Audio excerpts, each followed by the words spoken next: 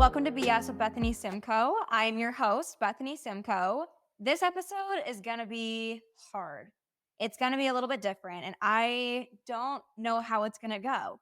Today, we're going to be talking about what happened this week 3 years ago. So, 3 years ago, I was admitted to a mental hospital. Now, there are events that happened before that I have been very open about and talking about, but this is something that I have never spoken openly about. I've carried a lot of shame around this. It's been really scary to talk about. I think I've opened up in depth to very few people in my life. Talking about this is terrifying because there's such a stigma around it. I felt crazy. I felt like hopeless. I felt like people were scared of me and not for me in a way and didn't know what to do with me. And so it felt like I was pawned off somewhere until I was better. I wrote a bunch of stuff down. We'll kind of get into it. I don't know if it's going to be a happy episode. I'm going to give a trigger warning for everything right now: suicide, abuse, sexual assault. I'm just going to kind of give that overhead. If you are in a delicate mental state at all right now, this may not be the best podcast for you to listen to. This is not a pity party. This is not like a cry for help. This is not anything of that sort.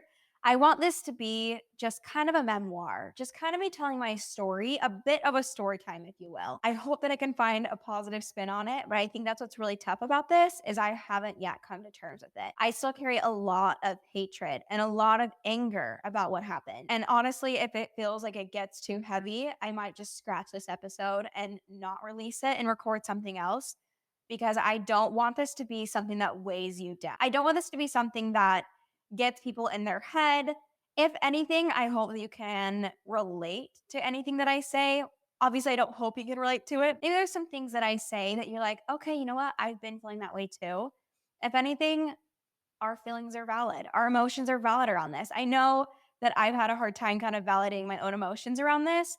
And this is part of my process. I've done a lot of thinking and a lot of journaling and a lot of therapy about this to kind of validate my feelings and understand what I'm going through. So maybe in sharing this, it can help you in your journey as well.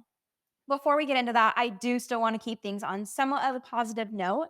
So I'm going to do my 3-3-1, which is the three things that I am grateful for, three things that I did well, and then one thing I'm working on. Three things that I am grateful for right now. I am grateful for the opportunity to talk about this and to talk about my experience and maybe some survivors. I am going to call it like a surviving situation. I very much felt in survival mode of other mental hospitals can kind of relate to this. Or maybe someone can have another situation that they relate to some of the thoughts I've had as well. But I'm just grateful that I'm able to talk about this and share this and know that I have a community that is supporting me through this. That's such a crazy but amazing feeling. I'm grateful now that I have a lot better of a relationship with my parents. A lot of this, you're going to understand why that's such a big deal.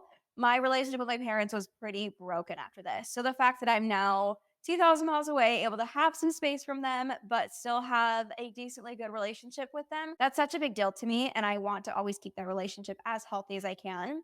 I'm grateful that I am testing some claw clips again recently. I've been doing that on my TikTok a little bit more. I saw like the Lululemon claw clip trending, so I made a little video. Did super well. And I can't believe how much you guys love claw clips as much as I do. It's so cool. Like, whip open my box of claw clips, get some out. I'm wearing one of the 20 Rose ones right now. It is the Bethany Pink one, of course. But that's just been super fun to like reconnect with you guys on that and talk about my collection. Okay, can I say like a fourth thing that I'm grateful for? Because I am. I'm also grateful for my loungewear collection that's coming out because it's going to be a lot of symbolism towards the stuff that I'm going to be talking about today. So maybe I should have saved this episode, but we're going to get into it, seeing as the anniversary is on March 17th. So I just kind of want to release this episode around that time. Three things that I am doing well right now. I think that I am getting a lot better at balance. I think I talked about that in like the first episode, but my long distance boyfriend came down. It's so weird to say my long distance boyfriend and also Utah boy.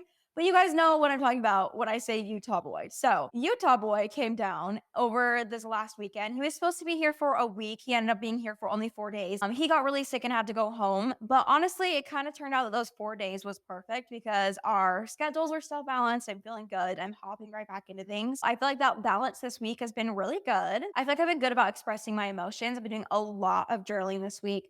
a lot of talking to friends. I'm getting better at becoming more emotionally vulnerable with people, and that is always a win for me. The third thing that I feel like I'm doing well right now is keeping track of content. I feel like I'm always filming like so much content and I never know like where it's going to go or when I'm going to post it. But I'm doing better about filming it and getting it somewhere. A lot of times I'll film it, it'll stay on my phone for ages and it'll never get posted. But I'm doing better about filming what I mean to film and then posting it or taking pictures or whatever and then actually having those make it to social media. So win on that. I think one thing I want to work on is talking more positively. I think I look back sometimes on like footage or journal prompts or things like that, and I'll kind of talk down about certain things, or I kind of like get down on myself or talk about things in a negative connotation or like in a negative way. And so I want to make sure that I'm always kind of having that positive thought on the forefront of my mind and talking about things in a more positive manner. I think I was like looking at some footage of the cake video that I made when I was making the cake for like my 1 year in Texas. And like a lot of the footage was like me under my breath, just saying like how bad I was doing, how bad I was at it. And I was like, no, we got to talk to ourselves better than that. So that's a challenge to myself this week. I'm just going to hop right into it. I'm just kind of going to go over what I wrote down. To be honest, I'm still mad about it. I still carry a lot of anger and hurt around the mental hospital. A little bit of background. So the beginning of 2020 was really, really rough for me. Even before like COVID was going on, I was just having a really rough time. There was a series of events in my life that made things really difficult for me. And it was my senior year. I was so busy. There was so much going on. Just to kind of give you an idea, I was sexually assaulted in February. And there was a lot of abuse going on at home, and I was very overwhelmed. And there was just kind of like a lot on my heart. My heart was just feeling very heavy. And I then attempted to take my own life in March of 2020. Again, this is a trigger warning for you. It is going to get a little bit in depth. And I have my journal right here because I wrote 3 years ago today on March 15th. This journal entry kind of broke my heart. This is a few days after my attempt. Things are not better. I'm not allowed to sleep alone, and my parents constantly worry. Understandably so, but they're making things so much worse.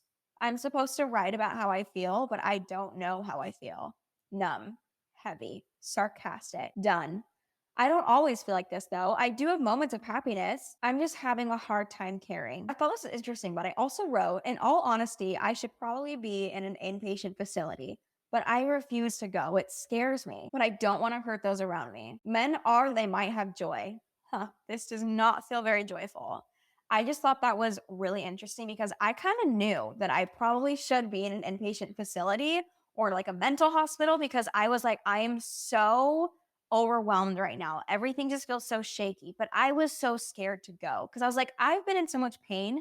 I just need to be at home in my own bed. I think that coming to peace with things like this is important. That's also a thought that I've kind of struggled with because I know that everything happens for a reason, but this is one of those things that I cannot come to terms with that it was supposed to happen to me. I feel like I can't let it be true in my mind that this was meant to happen, that I was meant to be subjected to that because my parents chose to do what they did. And I think that that thought really hurts me. Looking back at this event, and maybe if you've been through something that's really tough and someone made a choice that really hurt you, you might be able to resonate with this.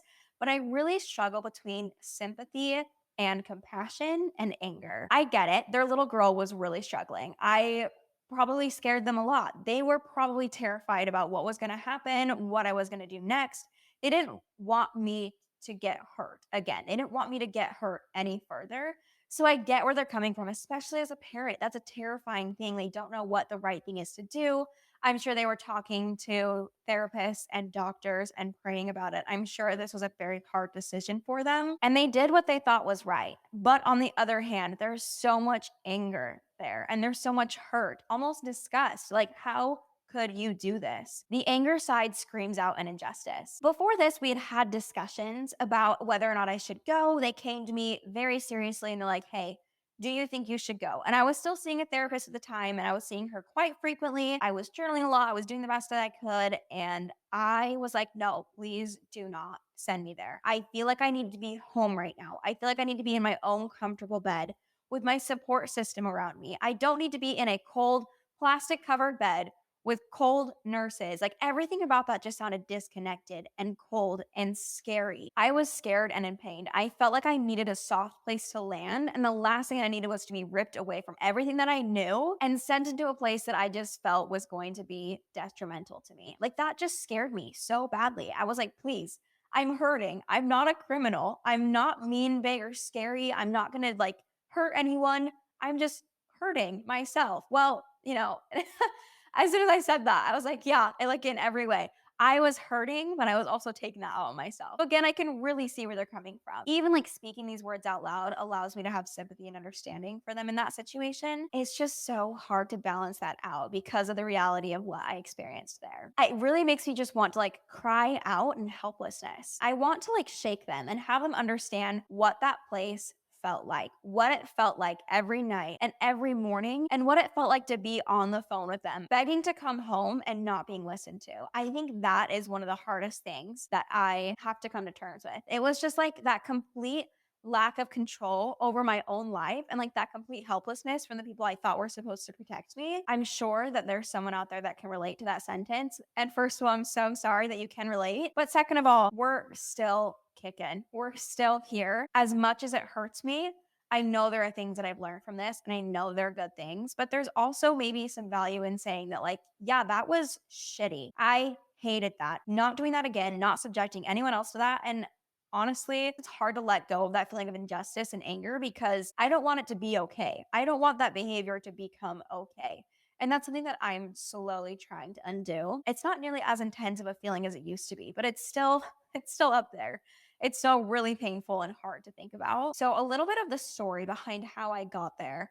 This is not a fun story to tell, and it's not going to be a fun story to hear. I'm going to kind of gloss over the details just because I don't think it's something that needs to be 100% put onto you guys, but it might help with a little bit of the understanding. And it is my story because I know there are so many people that this happens to. The teen behavioral system is so fucked up. It's so uncomfortable that this is a norm and it's not okay in the slightest. I've heard horror stories all the time. You've heard about Paris Hilton, which I went to the same mental hospital as Paris Hilton. I'm so lucky that I was only sent to a behavioral unit and not out into like a wilderness camp or anything. Luckily, my parents were seeking for intense therapy and not a complete like revamp of my entire life and personality. But still, the way that it happened was uncomfortable. I had just come home from my cousin's wedding and I was just exhausted all the time at that point. So I had gotten into bed and I was going to take a nap. I think my cousins were going to In-N-Out and I was like, you know what, I'll join you guys later. I'm exhausted. So I got into bed and I was just kind of laying there, kind of scrolling, texting my boyfriend at the time. But when I had gotten downstairs, I saw my mom in my closet packing a bag and my heart sank. I was like, I know we've been talking about this. I know that it's something my parents have been encouraging me to do. I know that they were speaking to my therapist, and I just kind of knew that she was packing a bag for the hospital. And I called her out. I was like, Mom, what are you doing in my room? And she's like, oh, I'm looking for a pair of jeans that I left in here. I was like, we do not share clothes. What are you doing? But I just kind of knew. And so I was like texting my boyfriend. I was like, I think that they are going to send me to the hospital. And he was like, you can't. Like, just resist. Like, they can't make you. It's going to be okay. Just explain to them the situation. They're going to be understanding. They're not going to make you go. It's going to be okay. Just kind of thing. As I was like kind of in the middle of texting that, I get a knock on my door and my uncle walks into my room and he said, you are going to the mental hospital. We can do this the easy way or the hard way. Needless to say, I chose the hard way because I was like, excuse you, sir. I am not going to a mental hospital. It's not happening. Like, get out of my room. Step away. I don't know what you think you're doing here. This is so uncomfortable. This is so weird. Get out. Like, I'm not going. I'm staying here. I don't want to get into detail about how I was transported. It was a little bit of a violent situation. I did not go easily. I definitely resisted. That makes me like want to cry. Like saying that because there's still a part of me that was like, why didn't you fight harder? Why didn't you resist more? Like, you went through all this. You could have fought back. You could have ran. You could have called 911. You could have done something to get out of this. You could have stopped this. You should have like kicked them or like fought harder or said something more than you did. I don't know. I did everything that I could think of doing in the time. In the time, it was just scary. I didn't know what was going on. But that thought of like, you should have fought harder is one that I really struggle with. I did end up getting into the car willingly. Luckily, I got to the point where I was like, okay, let me go with dignity. Let me get in the car with dignity. So I walked to the car. I was told that I was going to be in the hospital for 3 days. And that after that, I was going to be able to go home and it was going to be okay. They just need to make sure I was stable for the next 3 days. Unfortunately, that is something that they tell the parents to tell the children just to get them in the hospital, quote unquote, consensually or of their own will. The plan was to keep me there for as long as they needed, for as long as they felt I needed. There's a lot that I can go into about how corrupt that specific mental hospital is. And a lot of mental hospitals, a lot of it is just for insurance money. That's what is tough as well, is that my parents had good intentions. The mental hospitals do not always have the best intentions. And that's really hard because they are mental health professionals and I would love for them to have the best intentions for their patients there. Oh, this is really hard. I'm kind of like, I'm about to tap out. This is really difficult. Um, this is really uncomfortable to talk about. I don't know if I can do this. I knew this was gonna be triggering to talk about, but I think that I'm really struggling telling this story. So I'm gonna go ahead and read some of the other things that I have written, and then I'm gonna hop into the positive side of it because I need that right now. I need to feel like I can put the pieces back together. One thing that I kind of wrote down is that I felt like they were hiding me away until I could fix myself. Like I was a child acting out and they sent me to timeout until I could figure out how to behave. Now, going through the hurt that I was going through, that was painful. I needed a hug. I needed hope. But I also needed them to take a step back and trust me to put my pieces back together or allow me to find other support. It felt like they looked at me in disgust and fear and didn't know what to do with me. So they dropped me off for quote unquote intense therapy so I would no longer be a problem. It doesn't work like that. And that was so painful for me as well. It was just like, hey, go fix yourself and come back when you're all better. I think the hardest part of this entire thing was feeling like a monster or a criminal, especially in the hospital after my attempt. I really just felt like I was looked at as if I was a danger. And that's a really hurtful, scary feeling. And if you've ever felt that feeling, I hope you know that you are not a monster. You are a beautiful human being who's experiencing a lot of hurt and is just really confused about where to put that. And that is okay. You are not at fault. In reality, the distance has made it a little bit more clear to me that it was less about them and more about me. They really did care. They genuinely did it for my sake, and I want to believe that. But in the moment, it felt like the people who were supposed to be protecting me, who were supposed to have my best interests in mind, who was supposed to be my rock, was betraying me. It felt like they were sending me to their side. It felt like everything we had talked about and all the trust we had tried to build was just torn out from underneath me. It felt like I could not even trust the people who were supposed to love me the most.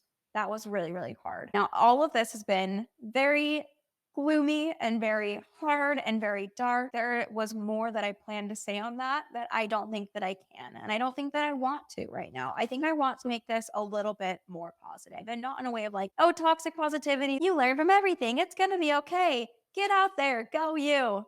That like hurts to say because it's like, no, that takes away from everything that I experienced in there. It takes away from like that helplessness, like that injustice, the cruelty of what happened. I don't want to do that. I want to look at the moments within the hospital that were tender mercies that show me that God is still aware of me. There is still good in the world. And I will be okay no matter what I'm going through. And you will be okay no matter what you're going through, no matter where you are. So I wrote down a list of little tender mercies, little miracles, little moments of humanity in the behavioral hospital. There was a friend of mine that I had made at a camp, and we had gone to the same camp for a few years. She was kind of a family friend at that point. And as I was being admitted to the hospital, which was one of the most dehumanizing experiences. It literally is like being admitted to prison. She showed up the same day as me in the mental hospital, and we shared the same room. She was my roommate the entire time I was there. And that thought makes me cry. That is one of the pinnacles. When I question the existence of God or when I think about God, that is one of the pinnacles for me that shows me that he is so aware of me, that there is still goodness in this world. And that does not happen on accident. The fact that she was there the exact same day, admitted the same day, and that we were roommates, we weren't allowed to like have physical contact with anyone. But the second that I saw her, I ran and just gave her the biggest hug. The doctors and nurses were kind enough to let us have, a second or two before we did have to like separate. But I think that was a moment of humanity. That was a tender mercy. And she got me through that. Having a friend in there, I'm so lucky and I'm so blessed because there are thousands. Whoa, I'm like trying to keep it together. There are thousands of other teenagers and other people in that situation that did not get that they didn't have that friend that I did. They didn't have that support. And so I do feel so lucky for that. Oh my gosh.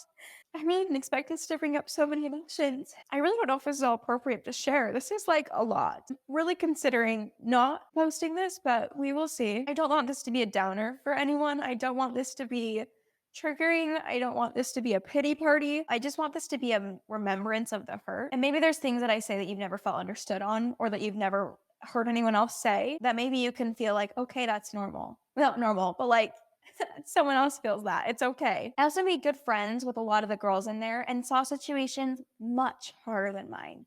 Made me so very grateful for my situation. Obviously, my situation was really shitty and it was not fun, but I saw girls in there with situations that were so much harder than mine, with lives that were so much harder than mine, that had been in there for months. That just blows my mind. They had been in there, subjected to that, experiencing that, and that daily routine we were in was just so not it at all. That was not fun. And they'd been doing that for months. Because in a time like that, it's very easy for me to say, wow, my life sucks. Everything is shitty. But being able to see one place that I'm lucky did change a lot for me. I've gained a lot of insight as to what I'm able to experience and recover from. Obviously, it was really difficult, but I survived. It was probably the hardest thing that I've ever been through, but I made it through.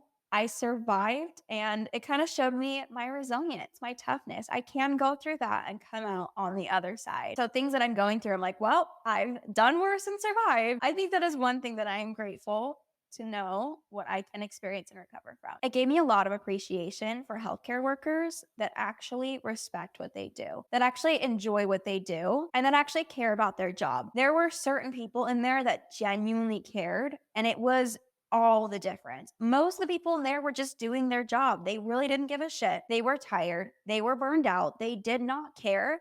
And it made all the difference when they even put forth a little bit of effort and kindness and extra care and extra tenderness in what they did. Because it was so easy in there to feel like cattle, to feel like I was just a number. I was just a statistic. It felt like in there, I was just something else be pushed around and guided through locked doors and fed and made sure they didn't hurt themselves. Like it really just felt like I was being processed. So even a little bit of kindness, even a little bit of gentleness meant the world. And the girl who listened, there was a nurse, and I will never forget how kind she was to me. Oh my God. She is such an angel on this earth. We had daily check ins after we woke up to take our meds to report on how we were feeling mentally, how we were feeling physically, how we slept. And I was trying to tell someone that I do not feel good. I am getting worse. Everything hurts. The beds we're sleeping on suck. My joints ache. I can't sleep. And the sleep meds they do give me makes me feel like a zombie. Everything. I was just like, please, somebody listen to me. I'm not supposed to be here. Everyone I talked to put it down on my sheet. Well, she doesn't think she's supposed to be here, which means she needs to be here a little bit longer. And I was like, you don't understand. I need my mom. I need my friends. I need a soft bed. I need kindness. I feel like I'm going crazy. I feel like I'm in so much pain. Every time I tried to express that, things got a little bit worse. And it was so frustrating. I felt like I was talking to a wall. I felt like I was screaming into nothing. No one would listen and no one would understand. And I just felt hopeless. I felt helpless. Even being on the phone with my parents, I would be like, Mom, you don't understand what's going on. This is really, really difficult. This is not helping at all. And I got pulled in the next day that was like, Kayla, you're being manipulative. You need to stop. And like, they would write it down on my charts. And like, it was just so frustrating. I literally felt like I was in a movie. I was like, there is no living way this is happening right now. It was like one of those things where like you talk on the phone and like the next day you're like punished for it. Like, if you tell your parents you want to go home and like the reality of what's happening there, they tell your parents that you're crazy. They tell your parents that you're spinning lies. They tell you that you're manipulative and they make your treatment longer. And like that feeling is just so terrifying because there is no way out. And I was like, I need some humanity right now. I need someone to listen. It was a different nurse that we would talk to every day that would give us our meds, that would take our reports, and then we went and got our vitals done. But when I was speaking to the lady that was giving my meds, I tried to explain. I was like, something's wrong. I'm not supposed to be here. I need help in a different way that I'm getting help right now. This is not the help that I need. I do need help and I need therapy and I need help to help me get to where I need to go, but this is not it. After she had gone through everyone, she's like, okay, meet me in the other room. So she took me to the other room and she listened and I poured it all out and I just sobbed. And I was like, this is what's going on. I was scared. The therapy wasn't helping. My psychiatrist was awful. That's a whole other story. It made me feel 1,000 times worse. The doctors didn't give a shit. I was scared. I felt alone. I wanted to go home. I felt helpless, and she couldn't do anything for me, but she listened. And that made all the difference. I think that was a turning point for me. She just showed me kindness. She just showed me humanity, and she couldn't really do anything, but she listened and she believed me. And she talked with me and she empathized with me. And she was like, okay, I know you can't go back to your room and sleep right now, but it looks like you do need a little bit of rest. So stay in here, lay on one of the benches, you can nap. And that was just like, thank you. It was just like a deep breath. It was like, I can get through this. I can do this. I just needed kindness. I just needed understanding. And that has given me so much compassion for people, made me want to be the person that people can go to and feel a little bit of calmness. Be the one place in their lives that doesn't hurt. Be the one place in their life where they could take a deep breath. And even though nothing was done from that situation, she wasn't dismissive. And she didn't make me feel like I was insane. She made me feel heard. She made me feel listened to. And she made me feel just a little bit safe in that moment. It was a little bit of humanity that I will forever appreciate. I need to have a good cry after this. That's for sure. Now, another really great thing that happened while I was in there is I had the idea to start Shop Simcoe. And this is really where the idea for the current loungewear line comes in. That's why this loungewear line is so important and so dear to my heart. When I was in the hospital, I was allowed very, very little amount of clothes. But to me, clothes are expression. Fashion is expression. So the items that I did choose to bring, because I ended up repacking my bag after my mom had packed it, the items that I did choose to bring had a lot of importance and significance to me and made me feel like me. And they were items that I felt comfortable wearing, I felt cute wearing, I felt individual in, because in there you really don't feel like an individual. The clothes that I wore were like the closest thing that I got to individuality and freedom. One of the items that I brought were my cheer sweats that said Simcoe on the leg. And I liked that because it kept me Simcoe. Like I was Bethany Simcoe. I was like, okay, this is who I am, and they're comfortable, and like this is just a good staple piece to have in here. So I wore those a lot while I was in there. I think the first day that I wore them, I was like walking into the group therapy room, and I sat down on one of the benches, and a girl looked over and she's like, I like your sweats. What brand are those? And I was like, oh, like Simcoe is just my last name, and it gave me the idea. Shop Simcoe. Or like Simcoe is a clothing brand is a really damn good idea. That's really cool. And Shop Simcoe really did start around the idea that style is expression. It's freedom. It's who you are. It keeps you unique. It keeps you yourself. So on the leg of the sweats for the loungewear line that I'm doing, it has 555 in the same place that the Simcoe was put. We put 555 because that's a number that I see a lot. It's a number that I feel like it's not technically a true angel number, but it's a number that I see very frequently, and it's a number that means a lot to me. So that 555 is just kind of like a representation. It's kind of like an ode to the Simcoe on the leg of the sweats that I wore, which I think is so cool. From that, I did start a clothing brand, and I think that is a win, and it showed that my spirit will not be tainted. I cannot be taken down. And that's like so important to know that like you cannot be taken down. You are resilient. You are going to be okay. You're gonna keep going, even if things are really tough right now. One thing that really does fill me with joy, though, is looking back at my journal entries and realizing those feelings are kind of distant now. They're almost foreign to me. Like, yes, I know what they feel like, and I see the descriptions and I kind of remember, but they're not always weighing on my heart. They were something that was so present in my heart constantly. I would write, my heart is heavy. My heart is full of rage. My heart hurts. Those were some of my most common journal entries. Or like, I can't do this anymore. I can't keep going. I'm tired. Those were some of my most common journal entries.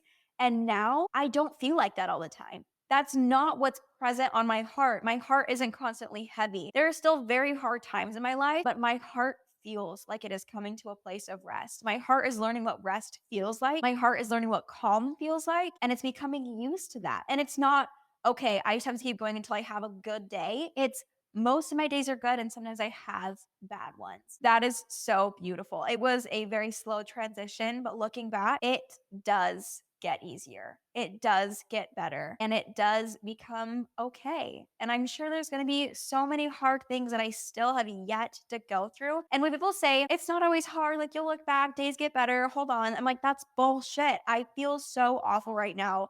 I keep holding on. Things keep getting harder, and things did keep getting harder until the day I moved out. And then they got harder, but it's not always like that. My heart is becoming peaceful. My heart is becoming restful. And I'm learning how to make that own safe space for myself. So it fills me with joy that even though I've gone through things that I would never wish on someone, that I would never want to put on my heart or on someone else's heart, I did it. I survived. And now I look back and I go, wow, I'm doing so much better. I feel so much better. And I can still relate with those feelings in a way. It's not my constant state anymore. It's not my baseline. I feel like there was a lot more that I wanted to say. And I feel like there's a lot to say. But honestly, talking about this is a little bit exhausting. I don't think that I am healed from this in the way that I would like to be. I think there's still a lot of hurt and a lot of fear about what happened. And there's still a lot of anger towards my parents, towards my uncle and his shitty apology email. And there's so much that I don't know if I can get past in this moment. And that is okay. I'm working on it. And it's going to be okay. And it's not always in the forefront of my mind anymore. I am getting further from it, and my heart is able to understand a little bit more and more every day. And I hope to come back to this episode in a year or two, or in a few months, and say, you know what? Here's what I've learned since then. But right now, it's very heavy on my heart. And March 17th will always be branded into my mind, the day that I went into the mental hospital. I do sincerely hope that this episode was not deep, dark, and dreary. I hope that it was not too uncomfortable. I hope it was just uncomfortable enough. I don't know. I know this episode alone is not going to spark change in the troubled teen or the behavioral or like the mental health industry, but I hope that it does spark something in someone to kind of do a little bit more research or kind of understand a little bit more about like the actual pain and the trauma and hurt that this can cause someone before subjecting another human being to that. I think that that's something I'm very passionate about, but I do hope that maybe there was something in here that you were able to relate with, or that was able to give you a little bit of insight or hope. Maybe it can encourage you to go away from this recording the moments of humanity that you see and encourage you to be the humanity that someone might need in their day, or the little tender mercy or the little miracle, because they are everywhere, even in the hardest of times. And that's something I need to remember as well, is to be the humanity in someone's day and to look for it and to look for the love and the light, even when it doesn't seem like it's there at all. This was a really tough episode to talk about. I thought I was a little bit more prepared to talk about it. Maybe I will share a little bit more later. I want to end with this. If you have ever been to a mental hospital, a behavioral unit, or been to like a troubled teen location, that you are okay. The stigma around it is something that's uncomfortable, but you are okay. You are so human. You are so capable of healing and grow. Even if you haven't been to those, but you feel like you struggle with mental health and you feel these feelings, like people are scared of you, that you are scared of you, it's okay. There's a lot of hurt and a lot of fear, and that's okay. You will be okay. And I don't know if I said that the way that I wanted to say it, but I hope that you can end with a little bit of peace in your heart, a little bit of understanding in your heart, that you can BS some strength and keep going. So that has been today's episode of BS with Bethany Simcoe. I wish you all a wonderful week and try to be the humanity in someone's day.